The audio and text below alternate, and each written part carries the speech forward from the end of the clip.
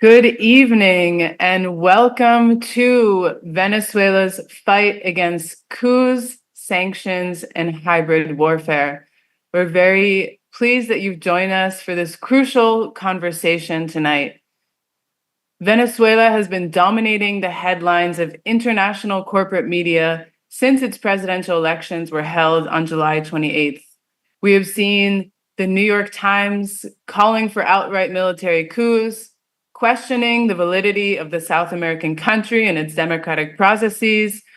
We've seen US elected officials issuing contradictory statements about democracy and who they recognize as the victor in this democratic process. And for many of us who have been following the politics in the region, this is not a new script. Since the Bolivarian Revolution began in 1999, the US government has undertaken a variety of means to attempt to undermine and destabilize the socialist project and the will of the people. We have seen some of the harshest sanctions or unilateral coercive measures being imposed on Venezuela, as well as attempted coups, invasions, and sabotage campaigns.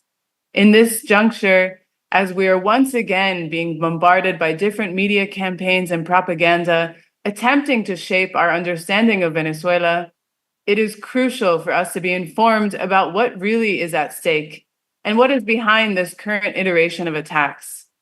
For this conversation, we are very honored to be joined by Venezuela's Deputy Minister of Foreign Affairs and the President of the Simon Bolivar Institute, Carlos Ron. Hi, Zoe. It's a pleasure to be here.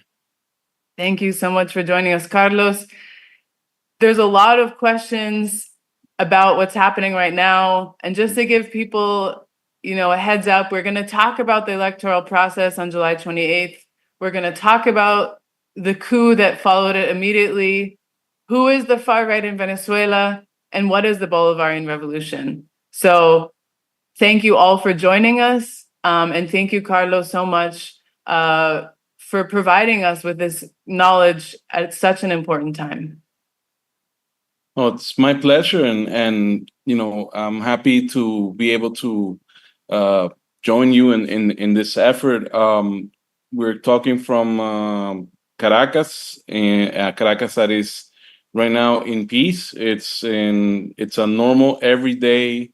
It's a normal Wednesday in Caracas with people doing their normal routines. But of course, we've had a very tense days, of because of the preparing to the election, and also for the reaction of the right wing to the results. Well, I think that's a great place to start off, Carlos. I think before we get into any of the history and the context and what brought us here today, can you first start off by telling us what has happened in the week and a half that's transpired since the elections? What was the reaction of the right wing? What allegations are they making? If you can give us a little recap, July 28th until now. So July 28th was pretty much a normal election day to what we have been accustomed to. Venezuela has had this was our 31st election in 25 years. So nothing out of the ordinary in that sense. We saw a high amount of people going out to vote very early on, which is again normal in our historical standards. Then somewhere after midday, some of the numbers of people in the lines started to dwindle down, particularly in places where historically there had been majority opposition votes. But throughout the day, there was a peaceful atmosphere. A lot of people were just exercising their vote.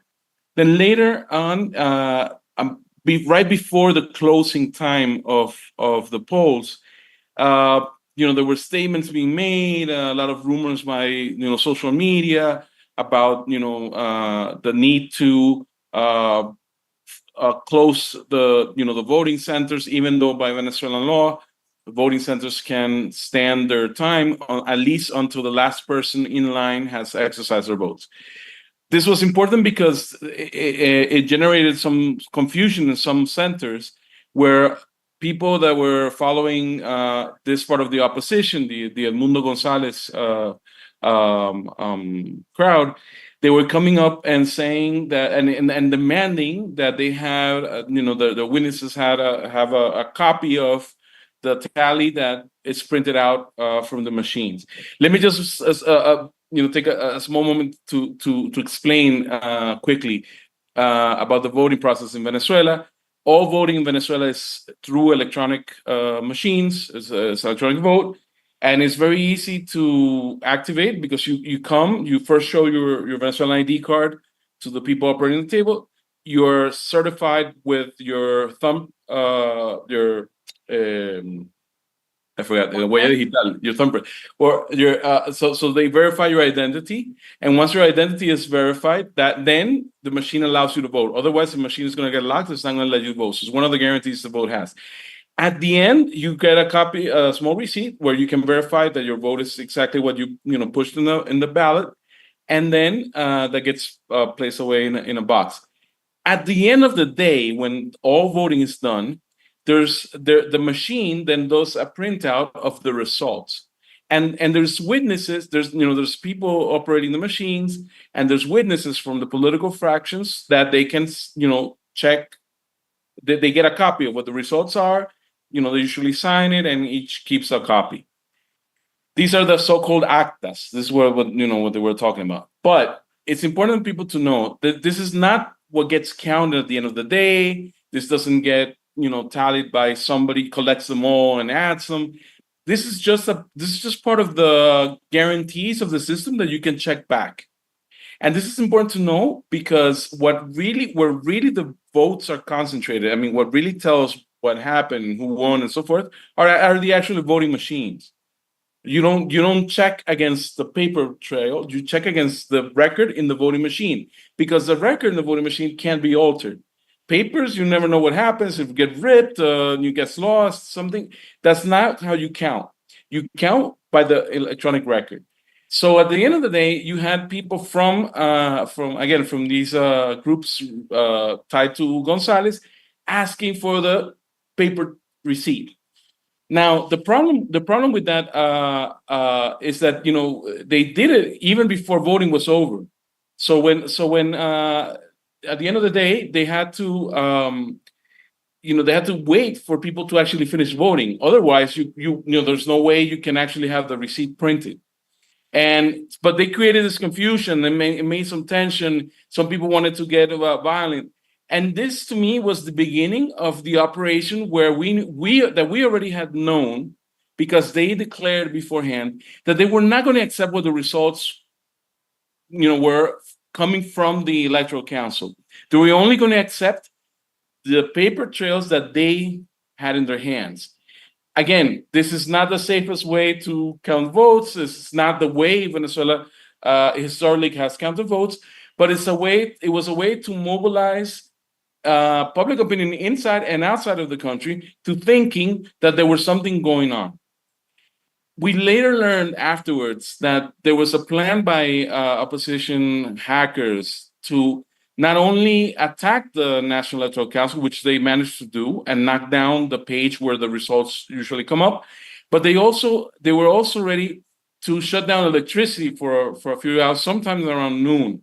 We've known this before also because we received several attacks prior to the election day. So we were sort of aware that something like this was might be happening.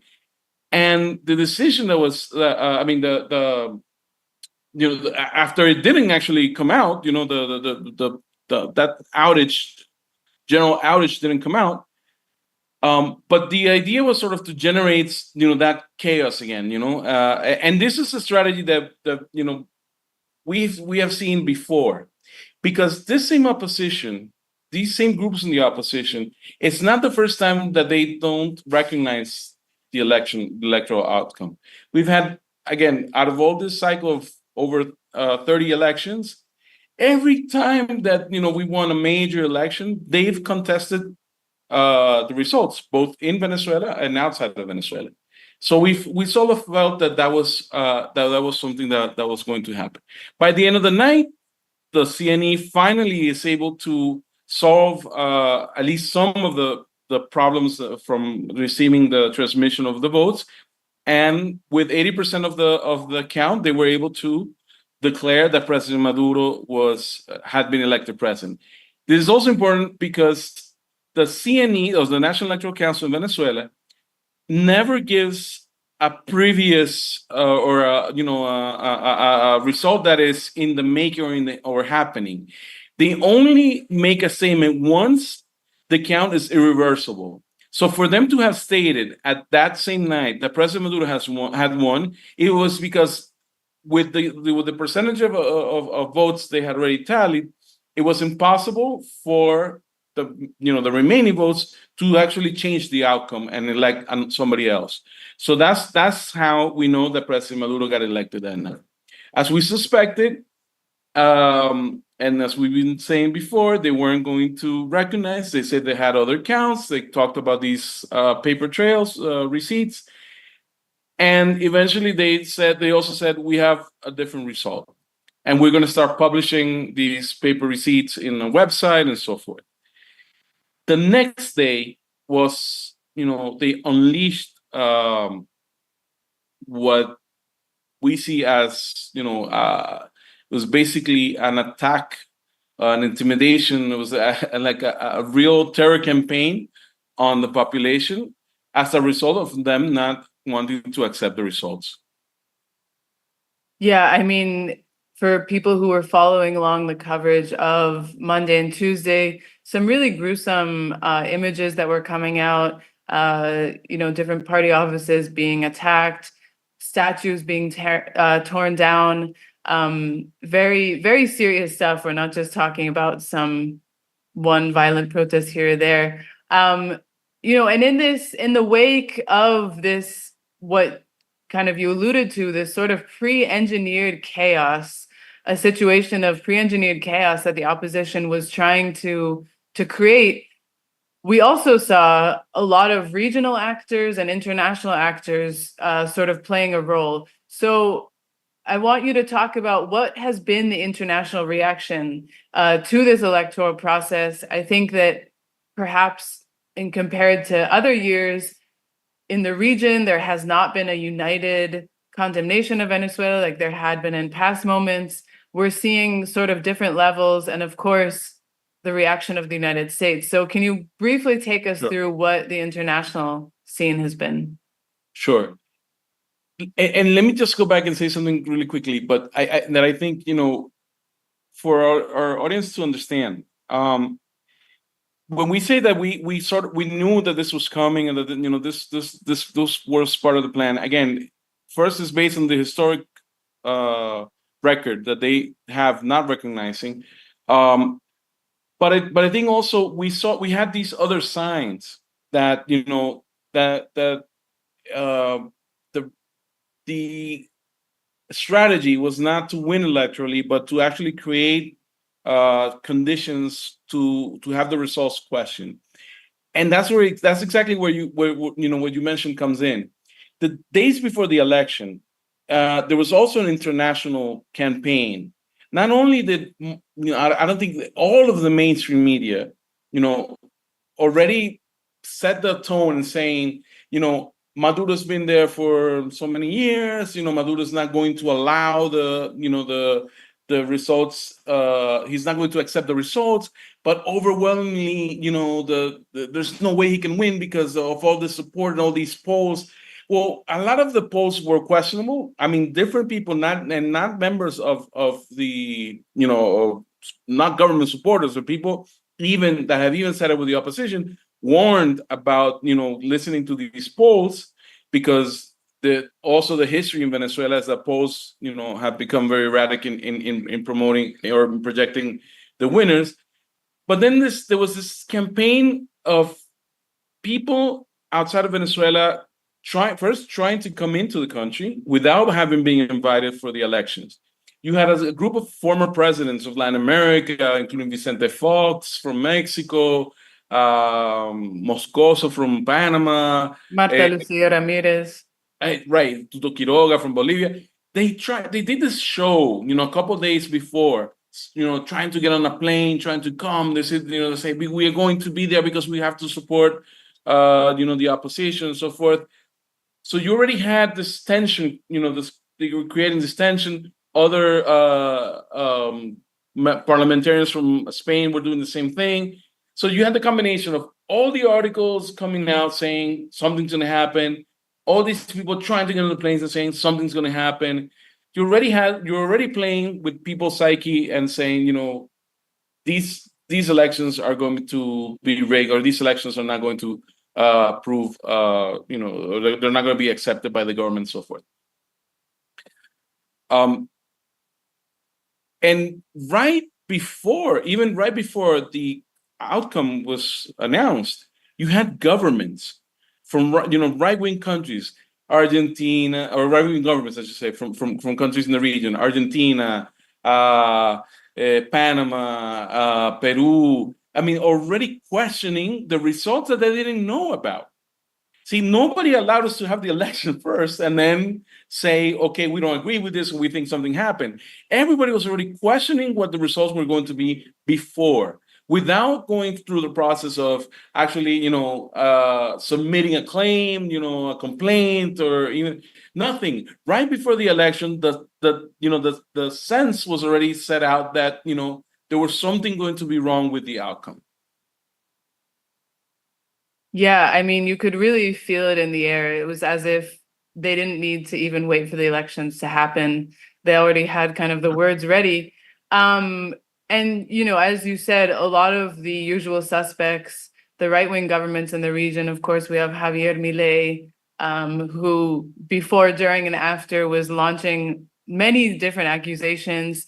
But I think it would be interesting if you can talk about what was sort of this middle road, if you would, approach of Colombia, Mexico, Brazil, in many ways that has shaped this kind of post-elections period, which I think has contributed in a sense to some of the calm we're seeing today. Well, I think, it was important for them to also, they were also approached by the media. They were also, and let me say, the media approached them with a lot of malicious intent. I mean, there was always attempts to make any of the, spokespersons from Brazil, Colombia, say something that would, question the legitimacy of the process. But, overall, what they were saying is, well, we have to wait. We have to see what the results are and so forth. And I think right now, I mean, the most recent statements from those three countries who finally, got together and are making statements, more or less joint statements. They're saying, we want to see the results. We want to see make sure that the National Electoral Council publishes its results, and then based on that, we can have an opinion. But they question that, they've made it also clear. For example, Brazil stated just this afternoon that they were not sure that what the Edmundo Gonzalez camp was presenting were legit vote tallies. So they've also called that again they're calling for the process to work, for the actual electoral laws of Venezuela, being able to run its course, allow the council to settle the whatever differences they have, and then if you have any questions or any concerns, then bring it up to the law. Well, it's interesting because it seems like Venezuela is somehow held up to this standard that other countries in the region simply do not have to be. And one interesting point is also that Venezuela is holding these elections and held these elections in a very complicated context. Right now, Venezuela is managing to emerge from one of the worst economic declines in its history, which was a direct result of the extremely restrictive and heavy unilateral coercive measures imposed on the country by the United States. We know that after one of the harshest sanctions regimes was imposed on the country, there was over 90% drop in the country's GDP. It's a tremendous context within which to hold elections. So can you talk a little bit about, not only this context of sanctions, which have been imposed on the country, but as we mentioned before, the coup attempts as invasions. What kind of context is actually there in Venezuela when these elections are being held? I think it's difficult to understand holding elections in a moment like this. So give us a little background on this. Elections in Venezuela were held despite a lot of, it's funny because the U.S. usually say, well, we want to make sure there are conditions for the election, and they talk about conditions, but nobody talks about having sanctions on the country, 930, like you said, different illegal sanctions and coercive measures on the country as being, right conditions. Why do we say they're not the fair conditions? Because one of the candidates is subjected to having a reward on his head, which is President Maduro. One of the candidates his life has been attempted against during and before this campaign. I mean, there's been attempts, assassination 2018. But there were also some possible attempts against his life that the security forces were able to stop during the campaign. So he's also subjected to even banning from several social media. There was no showing of the campaign the way the other side was able to do so, and so forth. But also, if you think, a government's re-election sort of also depends on how well you can manage your tenure. If you were able to provide, good social programs and so forth. Now, when you're trying to do that under a regime of attacks, unilateral coercive measures that not only affect people personally, because the discourse has always been, oh, this is a visa cancellation for a politician, but that's not what it implies. It implies that people that have responsibilities in government can meet with other people. The implications for Venezuela has been that the oil industry, which is our main source of income, has been blocked. Other sources of income have been blocked as well.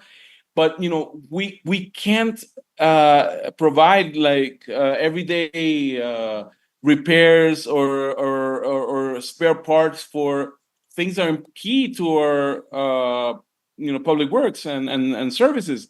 The electric system in Venezuela was built by foreign companies. The spare parts come from foreign companies. Maintenance is done for foreign companies, and they no longer can do this because of the unilateral measures. So when your electricity doesn't work the right way, when your water pumping system doesn't work the right way, when your garbage collecting system doesn't work the right way, it's not because of mismanagement or socialist vision. Is because you have 930 measures that prevent these things to work the right way. And this has been the struggle all throughout the last, about the last 10 years or so, when we've been fighting all these unilateral coercive measures. Even despite all this, there was a commitment by the Venezuelan government, because it's been part of our history as a social movement. I mean, the history of the Bolivarian Revolution, of Chavismo, has been a history of deepening democracy. I mean, we came to power when President Chavez was elected in '98 under a platform of creating a new constitution that allowed people to participate. It was the first constitution that people actually voted for in Venezuela, and that people were able to directly vote for its representatives. This is a democratic tradition that we had, and the opposition and foreign interests that meddle in Venezuelan affairs, they were asking all the time, Venezuela has to have elections. Do they have to? We always said, as a government, that we were going to have elections because they're in the calendar. I mean, and Venezuela has complied with this calendar. At the end of 2023, the opposition in part of the the talks between the opposition and also with the United States, there were agreements that came out, the Barbados Agreement, where it was stipulated that elections were going to take place. In a sort of they sort of set a framework of how they would take place, who how the candidates were supposed to approach this, and the dates and all this. The funny thing is that these agreements didn't say, they weren't anything new. I mean, the government didn't sign something that wasn't already in the Constitution or wasn't already its historical practice. And part of this idea of trying to tarnish the Venezuelan revolution and its government is trying to portray these anti-democratic practices on it. But when you go back in history and you see we've never changed or we've never suspended elections. I mean, there are countries under war, under sanctions, that have suspended elections. Ukraine is one of, as an example. We've never even considered that because despite all the aggression that we're getting, we have a commitment. It's been a moral commitment of the Bolivarian Revolution to hold elections when it's required to hold them. But then it's always required of the Venezuelan government to sign these things saying, oh, that we compromise in accepting results, we compromise in carrying out elections. We've always done it. But funny thing, the Edmundo Gonzalez camp never signed the agreement saying that they would recognize the results of the election. And in past occasions, it's been the same thing with the opposition. They've never agreed to sign recognition of results. In the Barbados Agreement, they committed to present the candidates, but also to go through the process where the electoral authorities in the Supreme Court were going to say, these candidates are eligible or not to vote. That was actually placed in there. I mean, there was a process they had to comply with, and the process that, in this case, Maria Corina Machado, who was the person that they tried to propose as a presidential candidate. The process that she underwent, it wasn't successful for her. But they knew this from before. She's been ineligible to hold public office since 2015, and the main reason, there's several reasons, but the main reason that took place is because in 2014, she, as a member of the National Assembly, allowed Panama to invest her as a permanent representative of Panama before the Organization of American States so that she can sit at that table with the other nations and ask for sanctions against her own country. This is illegal through the Constitution. Of course, this is treason, and anywhere else in the world would have taken similar or probably worse measures than were taken by Venezuelan authorities. So if you know this ahead of time, why run this candidacy? Why go through a primary process, which was very questioned throughout the world, because they didn't hold the primaries with the Electoral Council like they've done, like other opposition forces have done in the past. They ran it by themselves with a parallel system, which never showed the amount of votes that they got, which destroyed the electoral material, which allowed people that weren't eligible to vote in the first place to vote, which allowed people in outside of Venezuela, in places where they were not going to be able to vote, also to vote. Again, violating the way the real elections were going to take place. And then they decided that she was supposed to be the winner of that primary. This is important because it's a buildup of a narrative that this is a person who won a primary, who was eligible, but she, we don't know if she actually won a primary. We don't know, and we all know that she was not eligible to vote prior to hold office prior to this process. So we already know that what's building up throughout all these months is an insurrectional campaign that was just waiting for the election day to happen so they would come out and question results and argue for something completely different. Well, I'm really glad you touched on those 2 points because when you read the mainstream media, you're often only getting one side of the story, which is that Maria Corina Machado was disqualified, which is that Venezuela is in an economic crisis, and they don't talk about the other half of it, which is that there has been 10 years of the most restrictive sanctions campaign in the country's history, complete embargo on the oil sector. These are, not minor details when trying to understand what's happening. And I think another thing which is really obscured, which you would never really read about in mainstream media and which is often hidden from us, is actually why is there so much interest in Venezuela? Why is the US making so many statements about Venezuela? Why are all of the countries in the region so determined to unite against Venezuela? We know that in 2017,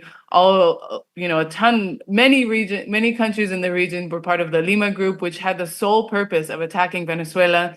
This doesn't happen with any other country. I don't think we've seen similar blocs forming against Peru, whose coup government assassinated 50 protesters. This is exclusively for Venezuela. And I think that, it's crucial to understand that as we're reading this media, actually there's a political interest and there's an economic interest behind these attacks. And I think it's so important, especially for people in the United States, to understand what is this, seemingly mythical political project that the Venezuelan people of all sectors of society have been humbly building for the past 25 years, which is called the Bolivarian Revolution. What is this project and why does it threaten US interests so much?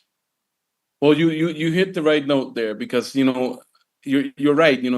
There's an economic interest because we sit on the largest oil reserves in the world, and even people like Elon Musk who engaged in this campaign actively against President Maduro, but who had also been engaged in the coup against President Morales in Bolivia. They reflect that at this point in time where we're living under hyper imperialism that is trying to collect all resources for itself.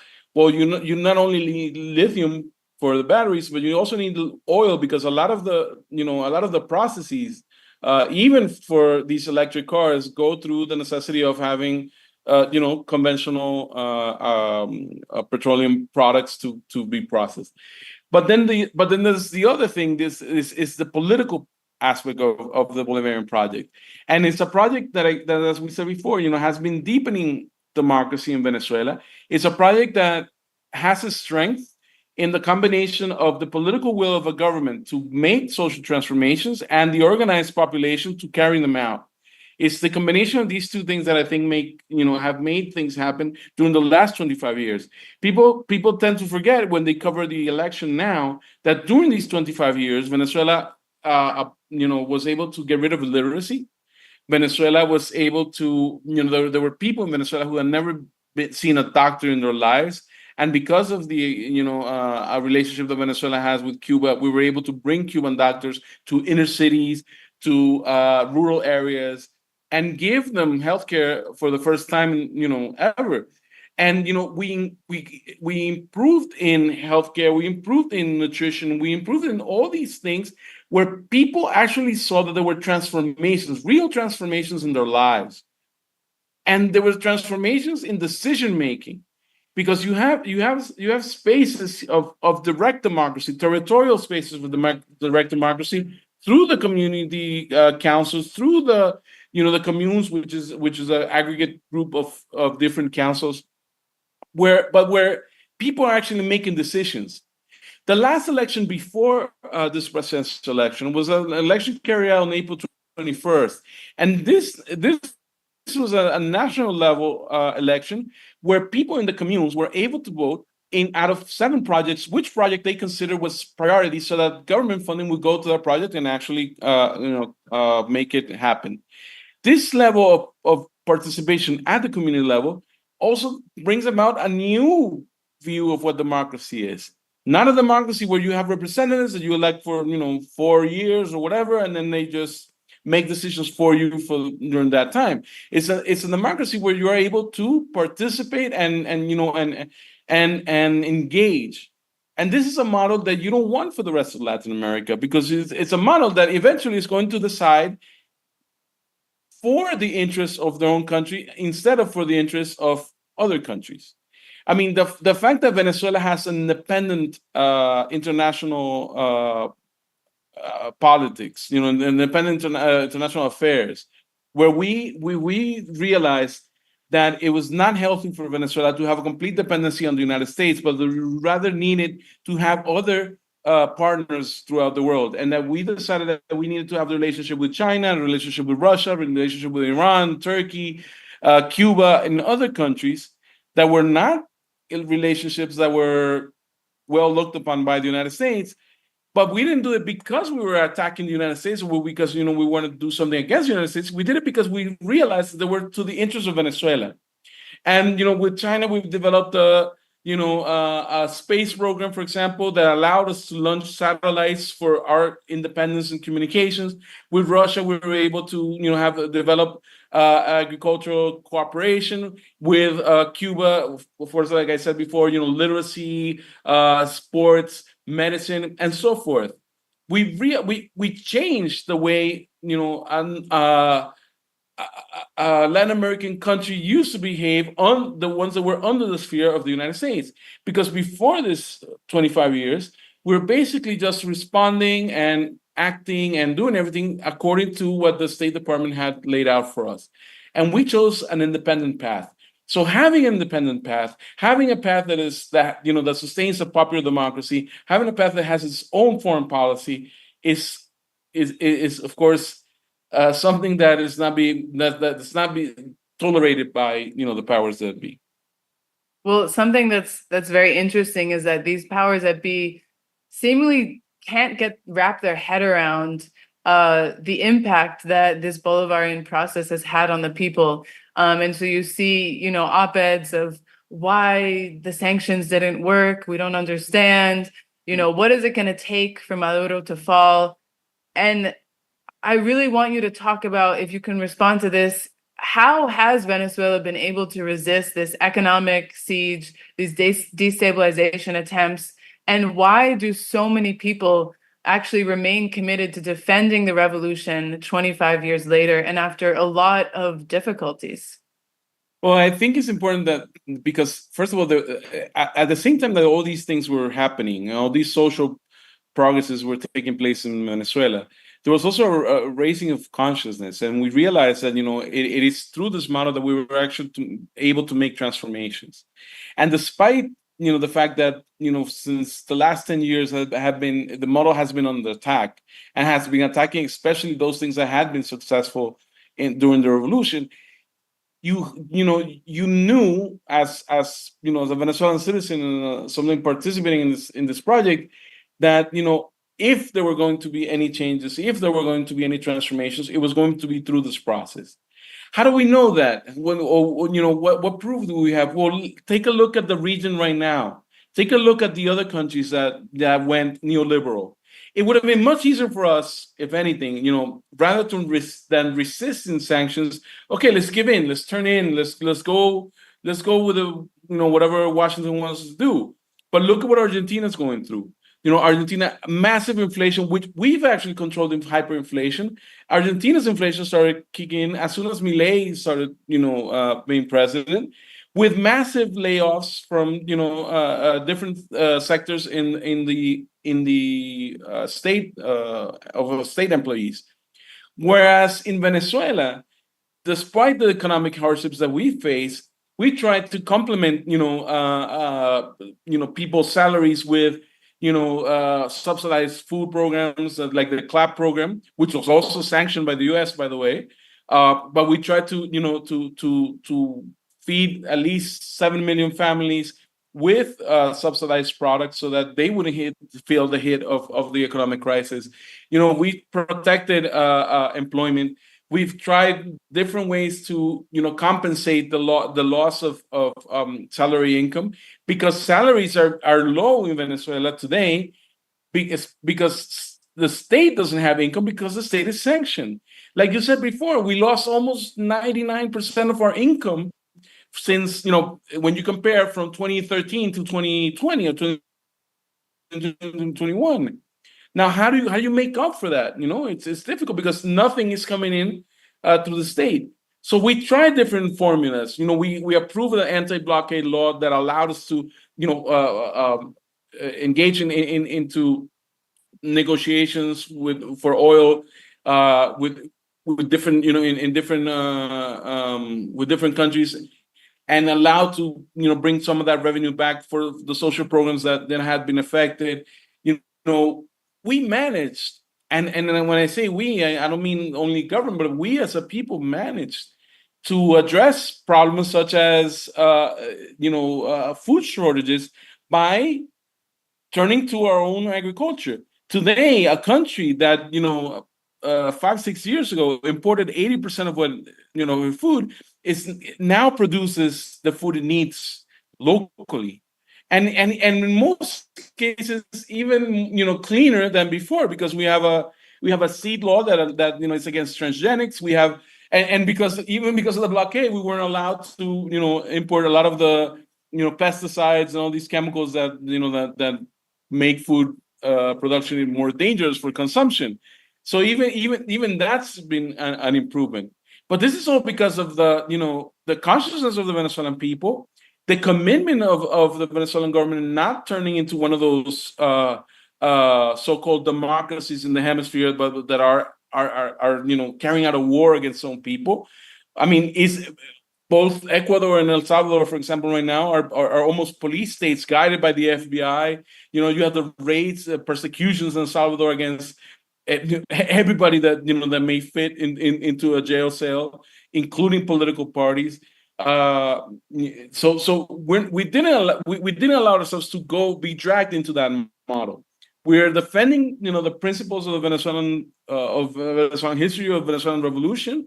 We're defending our commitment to democracy. We have been defending our commitment to social programs, to social justice, and the people have supported that, because the people understand, in the majority, and this is why this is a result in the election. The people understand that despite difficulties, whatever changes and transformations we've been able to achieve, we've actually been able to achieve them in revolution.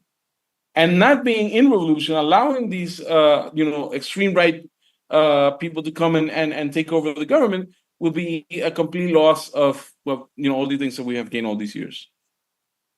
That's an incredible summary of that process, and I think it's so important for people to continue to learn more about the Bolivarian process, understand it, the different programs that it has, check out the different missions. It's quite interesting, and we should learn more about it.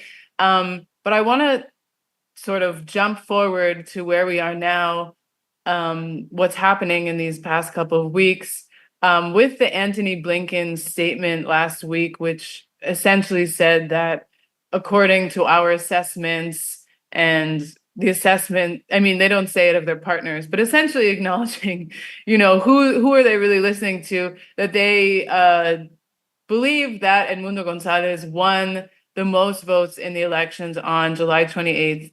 And immediately we saw a lot of people, a lot of analysts, commentators saying that this is Guaido 2.0. Right. We've seen this before. But I think that it's important to actually understand what is the Guaido phenomenon. It wasn't just a random guy who declared himself president. It actually had quite significant impacts on Venezuela and the economy. So can you tell us what happened in 2019, and what was the U.S. actually trying to achieve by recognizing Juan Guaido, and what impact did this have on Venezuela's economy? Well, like I said, this strategy was is sort of a repetition of what we saw a few years ago. In 2019, they decided to recognize a self-proclaimed president who was a member of the National Assembly, and who the one day just came out and said, I'm swearing myself in as president of Venezuela. And the United States and some of the satellite countries that follow them, they decided to recognize, and within this recognition, there were important moves that hurt the Venezuelan people, because through this recognition, they were able to take control of Citgo, which is our subsidiary that is in the United States. It owns 3 refineries, and it was a major source of income for Venezuela. And they have been controlling it ever since, because U.S. courts recognize a board named by this fake president and not by the actual authorities of Venezuela. They were able to freeze our accounts, over $6 billion in assets or in accounts in the United States and other countries were frozen. And this was very important for the Venezuelan people in times such as the pandemic, when we were trying to buy vaccines for our population. The fact that we couldn't purchase something that we had the money to buy to guarantee the safety of our people, because the money was frozen by the United States, and because they would only give it to Guaido, or that type of thing, just shows how criminal these measures are, because they were willing to sacrifice people. And if it wasn't for the help that we received from Cuba, China, Russia, and Turkey, and other countries that managed to get vaccines to Venezuela, we wouldn't be telling the story that the way we are. Venezuela actually was one of the best countries in managing the pandemic, despite all these actions. But they also have control of Venezuela's gold in Great Britain and so forth. So the idea is that by recognizing a parallel government, they have control of Venezuela's access. And they also, as part of the push, the hybrid war against Venezuela, because you have the diplomatic pressure trying to overthrow the government, trying to promote people to turn against the government, because you're basically sending a message: look, nobody, or major countries in the world are not recognizing Venezuela. You should turn against your government and have that change, have that situation change. That's the message they wanted to put out. Now, today, in the State Department's daily press conferences, they keep asking, well, do you recognize Mundo Gonzalez? And there was a response that they said, no, our position hasn't changed. Our position is that we still recognize the 2015 National Assembly as the legitimate authority of Venezuela. So what they're saying, so this is important for people to understand. What happened, the position the United States government has today is not the result of Sunday's election. The position they have today is the result of an ongoing practice of coup d'etat against Venezuela that they engaged in 2015, when they first started supporting the opposition in that assembly. They reiterated in 2019, where they recognized Guaido, and they're going to keep doing it now. And they're basically telling everybody, we're not going to recognize the Venezuelan government. We already recognize somebody else. They have no way of checking the tallies. They have no way of knowing what the votes actually were in the voting machines. But they already saying that for them, the next president of Venezuela is going to be that man, and that is the continuation from the 2015 assembly. This is an assembly that national assemblies in Venezuela run for a period of 5 years. So in 2020, a new assembly was elected. They don't even recognize that. They're still recognizing the one in 2015, so they have, again, control of the Venezuelan assets. So we have to look at this from this perspective, because there was never any attempt at recognizing the election result, especially if the election result is going to be favorable to President Maduro or to revolutionary forces, because they already had a plan. They already set out to delegitimize Venezuelan elections, not now, not today, not last week, but since 2018, 17, and all the other elections that have taken place. They didn't recognize the results of the elections of the National Constituent Assembly in 2017. They didn't recognize the election of 2018. They're not going to recognize these election results. So it's not related to the results. It's related to the already set plan that they have for reconquering Venezuela Venezuela into the sphere of influence of the United States. And that can only happen when somebody else is placed in government. So what they're going to do from now on is to continue questioning the results, to continue talking about transition, talking about a new person has to come into government, but they're never going to recognize the will of the Venezuelan people when the will of the Venezuelan people expresses support for the Venezuelan Revolution. Yeah, I mean, I think it's interesting to note that actually the US government has engaged in negotiations with the government of Nicolas Maduro, but at the same time, it can't let go of its recognition of Juan Guaido, because then that would give the rightful government control over the government assets. And the same thing with England. We know that there was a very drawn out, long lawsuit actually in order for Venezuela to get control over the gold reserves, to use these gold reserves to actually fund their pandemic effort. And essentially the thing holding, that was holding these gold reserves hostage was England's insistence, the UK's insistence in continuing to recognize Juan Guaido as the rightful president. So it's this catch-22 where they recognize that a government has the ability to organize elections, which then they're going to say that are fraudulent. So they're constantly dancing back and forth between what's acceptable to them and not.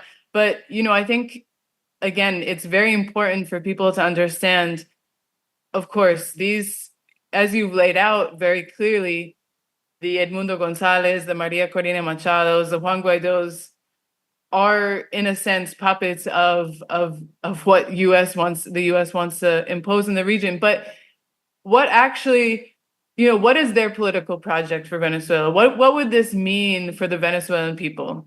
Who do they represent, and what are they trying to create in the country?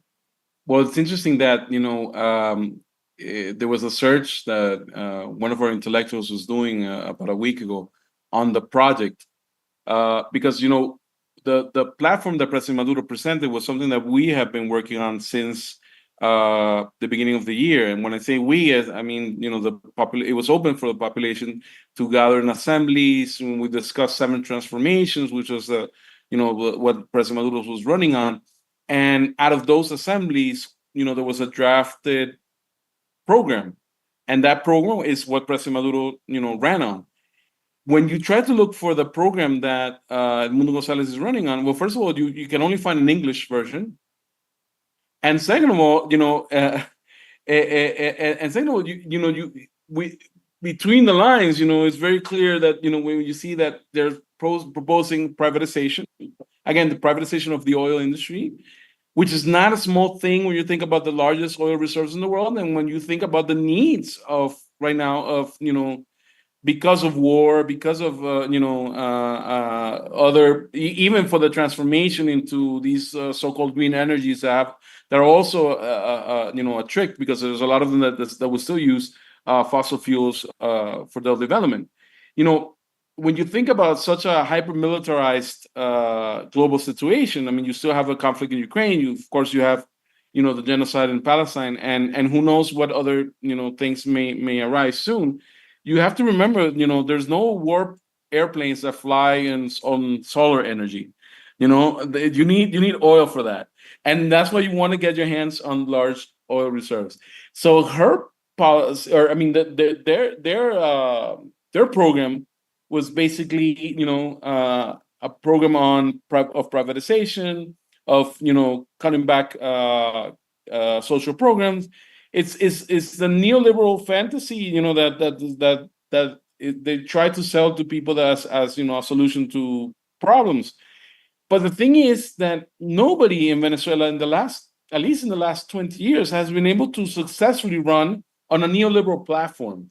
Because once you see the difference that makes when a government actually invests in social programs, and how that actually transforms society for improvement of life, you realize that nobody's going to openly and knowingly support a neoliberal platform. And that's exactly what they haven't been able to sell to the Venezuelan people. And that's why failure after failure electorally in Venezuela, because they don't have a program that is convincing and that can show that there's actual intent to improve the lives of people. Yeah, and something you touched on there about oil being used to improve the lives of the people and not to benefit the few. I wanted to ask you about another element, which I think is very important in this context, which is, you've mentioned it a little bit before, but the role that Venezuela plays in the region. We know that there have been a lot of attacks from right-wing former leaders that maybe are now just kind of running their own little think tanks like Idea Grupo. But for a lot of leaders in the region, and it's important here to not discount the Caribbean, the role that Venezuela has played has been transformative, especially with different programs regarding oil. So can you talk a little bit about Bolivarian foreign policy? What role has Venezuela played in the region? I think it's important to sort of contrast it with this, as you mentioned, this plan of privatizing, of having a close relationship to the United States. What is actually Venezuela's role in the region? What is its role in the world? You mentioned, of course, the genocide that's happening in Palestine right now. We know that Venezuela has also been very vocal about this. Talk us through a bit about what Bolivarian foreign policy looks like. See, so the first problem with that the United States has with Venezuela's foreign policies actually starts as early as the year 2000. And it was because, again, the Bolivarian Revolution comes to power with the idea that we have to find ways to make Venezuela more independent and more self-reliant than just continuing to sign agreements with the United States. You also remember that the 2000s, the early 2000s were years of the free trade agreements that the U.S. was promoting heavily. There was a project for the whole region, the free trade area of the Americas, which was basically small individual trade agreements where again you generate dependency because obviously the United States is much larger and so a way to counter that was to try to find ways to integrate or cooperate with other countries, but in a more equal setting. So the first thing in the year 2000 that Venezuela does is to actually try to revive OPEC, which is the organization of oil-producing countries, and this was important. This was important, of course. It generated tension with the United States. First, because when President Chavez got to power, the oil barrel price was at $7 per barrel. And after, talking again, reuniting OPEC, which hadn't met in, over 20 years, which, hadn't had a common plan, and where President Chavez actually had to visit leaders such as Muammar Gaddafi, Saddam Hussein, and so forth, we managed to, together draft a policy for, to revalue the price of oil and allow the price, that even reached, $100 a barrel, from 7 to about 100, which was then used in Venezuela for precisely those social programs that had not been put in place before in the country. Then then there was the idea that we needed to connect regionally, and Venezuela promoted different types of organizations. First recover some of,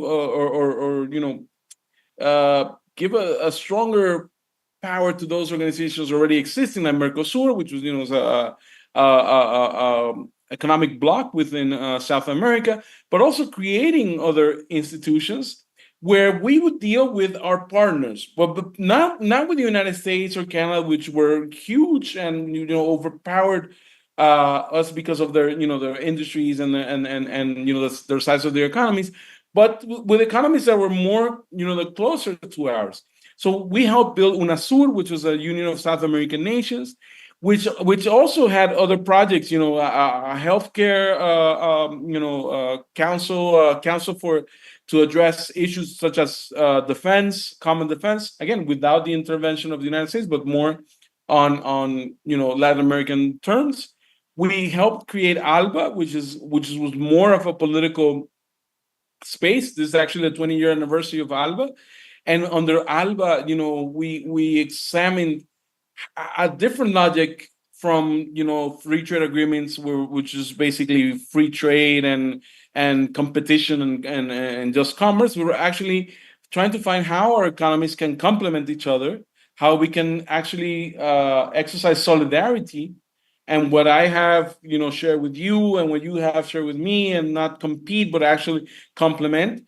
And as a result of the idea of ALBA, Petrocaribe, which you were alluding to, also emerged, which is an agreement where Venezuela would provide oil to many of the countries in the Caribbean basin at a favorable, price, eliminating the middlemen, and the charges that previously were taking place, but actually also allowing some of the money to be repaid in investment within the Caribbean for their future. See, before, basically, these small countries had which economies are not that large, they had to focus on obtaining dollars so they could pay for fuel. Now, if you can, pay at different, times, or if you can pay with, supplies that you had, like food products that you would grow from your agriculture, that allows those governments to also invest in social programs and development that is different, and that may help you develop other industries and other sources of income. Unless you do that, you generate complete dependence. So Petrocaribe was a way for many of these countries to develop and grow, and we see the results. We see the results even in something as wonderful as the Olympics. There was several members of ALBA nations in the Caribbean for the first time were obtaining gold and silver medals. And this shows, that this is a product of cooperation in other areas, and not just taking their money and and exercising commerce. Petrocaribe, ALBA, UNASUR, CELAC, which is a union or a community of Latin American Caribbean states that don't have the presence, overwhelming presence of the United States, but where we could actually deal with our political issues and our strategic issues on equal footing, was also established. So Venezuela, always tried to create a space of cooperation within the region, and also looked outside the region, because now we have, there's a multiple world that's growing. There's new rearrangements. You have the strong countries like Russia and China, redefining economy. And now you have a formation like BRICS, where Venezuela is a hopeful candidate, for this year. But we've understood that, relations with those countries can also be in a win-win type of relation, and that can help Venezuelan development.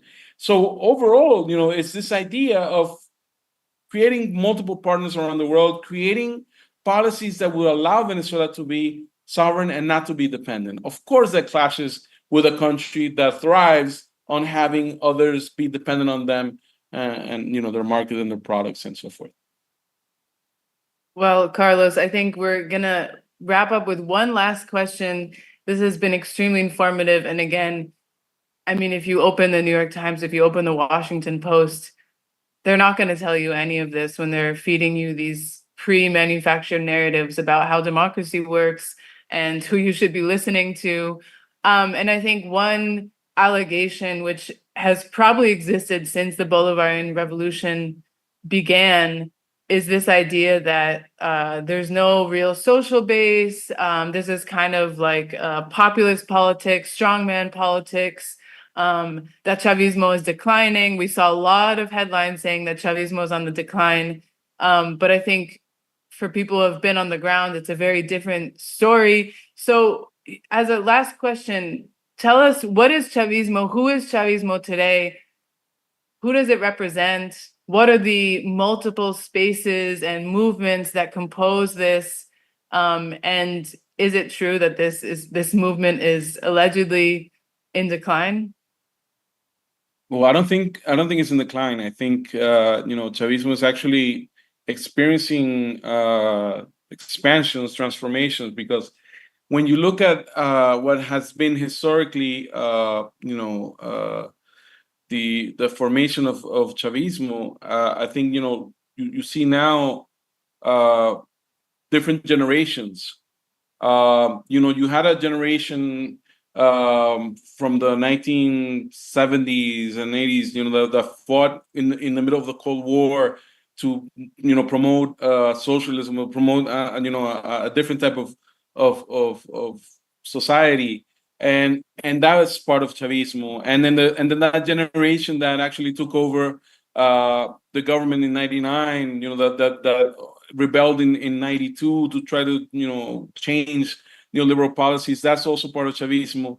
Now you also see other generations of youth, not the youth that experienced progress during the revolution, but also the youth that came after, the other generation, the fourth generation that came after, that has been struggling with the sanctions and has been having to resist.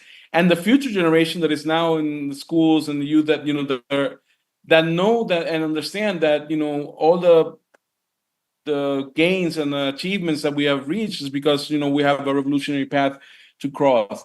And Chavismo has always been very diverse in Venezuela. It has its roots in human rights defenders. It has its roots in nationalist military that that opposed imperialism. It has its roots in the old left and socialists and communists of the 20th century that also want a new vision. It has its roots in social movements that are now grown out of the project of the communes, or that are building the communes right now, movements for land reform, movements for housing projects, movements for technological advances. This is a compilation of different sectors of society that is pushing forward.